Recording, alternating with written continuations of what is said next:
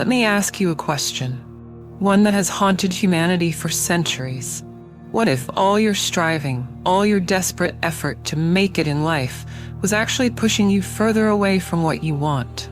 What if the secret to success isn't in the doing, but in the being? Before you roll your eyes, consider the wisdom of a man who devoted his life to unearthing this very paradox. Alan Watts. A philosopher of the modern era, Watts was a master of weaving Eastern philosophies into Western thought. He dared to challenge the relentless grind of our capitalist world by asking a simple yet profound question: what happens when you stop trying to control your life and simply let it flow? Today, I invite you to step into this paradoxical world. A world where doing less doesn't mean laziness, where slowing down doesn't mean falling behind, and where having everything is not a result of effort, but of alignment. Trust me, by the end of this, you might just see your life through a completely new lens. Alan Watts often spoke about the human obsession with effort. He called it the great pretense of the modern world. Think about it. Most of us have been conditioned to believe that hard work and constant striving are the only paths to success. We see it in the slogans: no pain, no gain, rise and grind, hustle harder. But have you ever paused to ask why you're hustling so hard? Is it because you truly enjoy the process, or is it because you're afraid of failure? Is it because you're driven by passion, or because you're terrified of being left behind? Here lies the tragedy. Effort born from fear creates a vicious cycle. The more you try to control outcomes, the more resistance you face. Watts likened this to trying to hold water in your hands. Grip too tightly, and the water slips through your fingers. And yet, despite this futility, most of us spend our lives chasing goals, believing that happiness lies just beyond the next promotion, the next relationship, or the next achievement. But what if we've been looking in the wrong place all along? One of Watts' most powerful insights was that control is an illusion. He compared life to a river.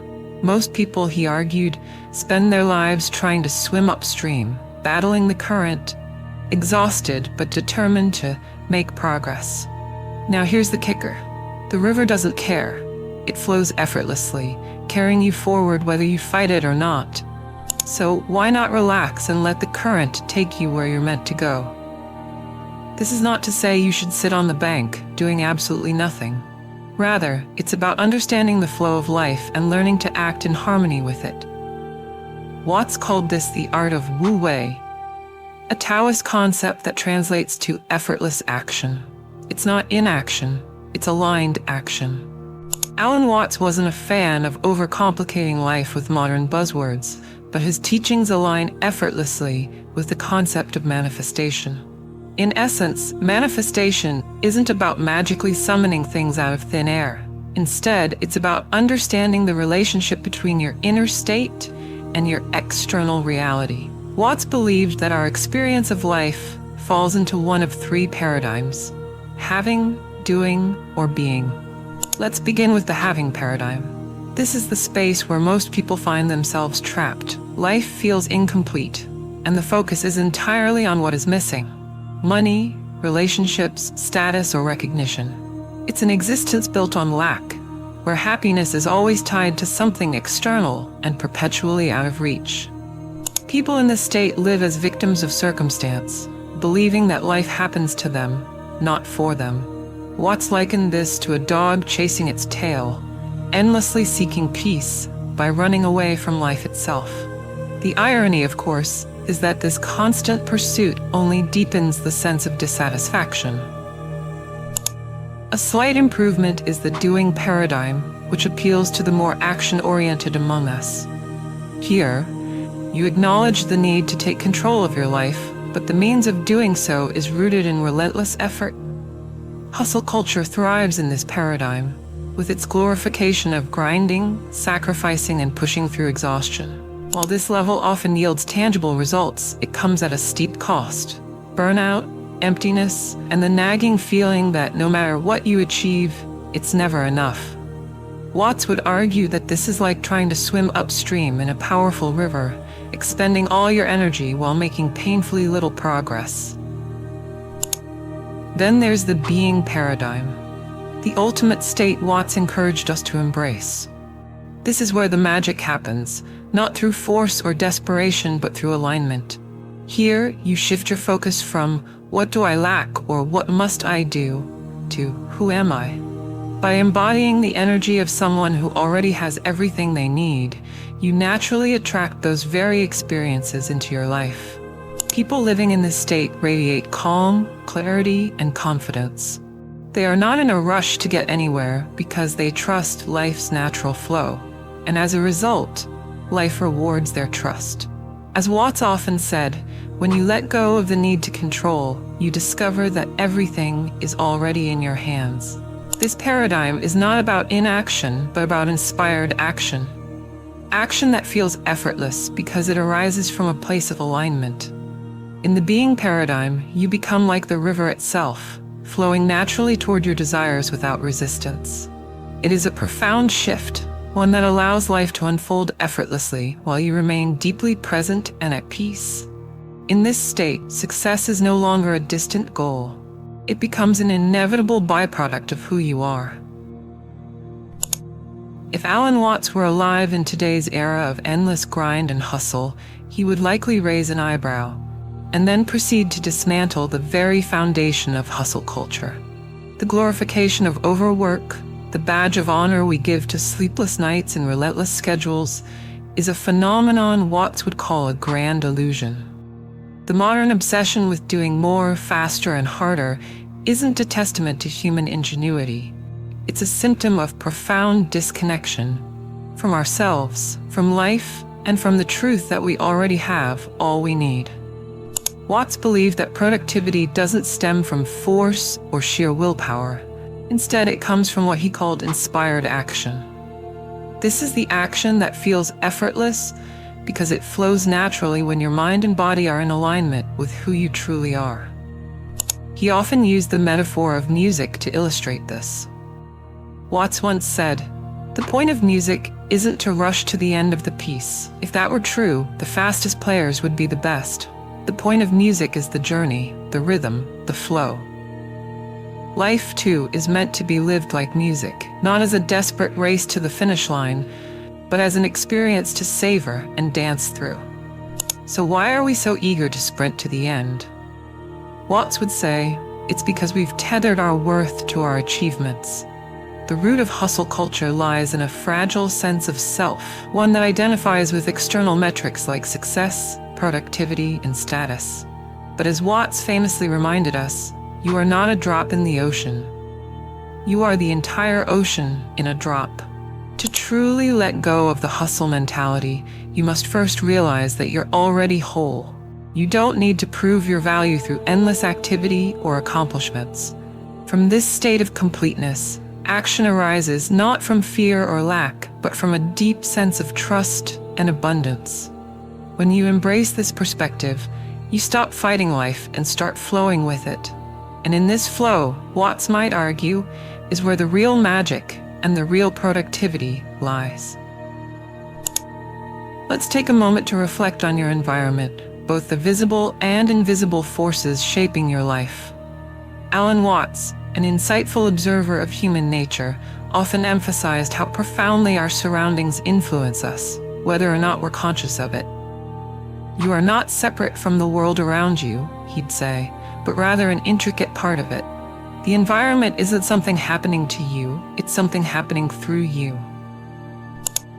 Think about it. Are you surrounded by people who glorify busyness, who treat exhaustion like a trophy and productivity as the ultimate virtue? If so, it's no wonder you feel pressured to keep running, striving, and proving. Energy is contagious after all. But imagine instead spending time with those who value stillness, creativity, and alignment. Their calm energy, their grounded presence, it has the power to pull you into a more centered, abundant state of being. But the environment isn't just about people. It's the books you read, the shows you watch, the spaces you inhabit, and even the digital worlds you immerse yourself in. Everything you consume, visually, mentally, and emotionally, shapes your perspective and, by extension, your reality. As Watts would urge, choose environments that reflect the life you wish to create, not the chaos you're trying to escape. However, here lies the paradox. Letting go of toxic influences and curating the right environment requires patience. And patience, as Watts so poetically differentiated, isn't the same as waiting. Waiting is laced with expectation, with a restless yearning for something to happen. Patience, in contrast, is grounded in presence. It's trusting the natural rhythm of life, knowing that what is meant for you will arrive when the time is right. Watts famously said, "It is only when you stop chasing that which runs away from you that it will stop running." The right environment, then, isn't something you chase or force, it's something you align with. When you cultivate the spaces, relationships, and energies that resonate with your highest self, the life you desire naturally begins to unfold. The key is to stop fighting and let the ocean's tide carry you to where you're meant to be. Not all action is born equal, and Alan Watts had an uncanny ability to illuminate the invisible threads that separate the two. He urged us to examine the why behind our actions, to distinguish between those born of alignment and those dragged from desperation. It's not just about moving forward, it's about how you move. Forced action, Watts suggested, is like dragging a heavy cart uphill. It's driven by fear of failure, fear of judgment, fear of being left behind. It comes with resistance, frustration, and an ever-growing weight that leaves you depleted. You push because you think you have to, because society or your inner critic insists there's no other way.